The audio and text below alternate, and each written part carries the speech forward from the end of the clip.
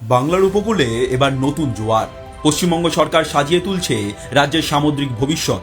সমুদ্র, নদী আর বন্দরকে ঘিরে এক বিরাট পরিকল্পনা। শুরুটা দাদন পাত্র বার থেকে। এবার এখানেই গড়ে উঠবে গভীর সমুদ্র বন্দর। প্রায় 1700 একর জমি চিহ্নিত, সঙ্গে রেল, ওয়্যারহাউস আর শিল্প পরিকাঠামো। একটা বন্দর নয়, একটা গোটা অর্থনৈতিক অঞ্চল। আর এই স্বপ্নকে আরো বড় করছে সাগরমালা 2.0। 5 বছরে প্রায় 22,700 কোটি টাকার পরিকল্পনায় সাগর থেকে ওড়িশা সীমান্ত পর্যন্ত গোটা উপকূল জুড়ে উন্নয়নের ছোঁয়া। মৎস্যজীবী থেকে এলাকার মানুষ কেউ বাদ যাবে না। শহরও পিছিয়ে নেই। কলকাতা এবার পাচ্ছে ওয়াটার মেট্রো। দেশের 18তম শহর হিসেবে নদীপথেই ছুটবে গণপরিবহন, কমবে সড়কের চাপ। হুগলির বুক চিরে এগোচ্ছে প্রস্তাবিত টানেল। 41টি ছাড়পত্র ইতিমধ্যেই মঞ্জুর।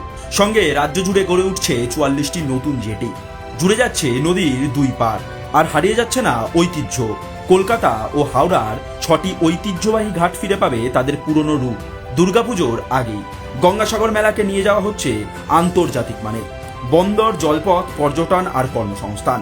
পশ্চিমবঙ্গ সরকারের হাত ধরে শুরু হচ্ছে বাংলার সামুদ্রিক ভবিষ্যতের এক নতুন অধ্যায়।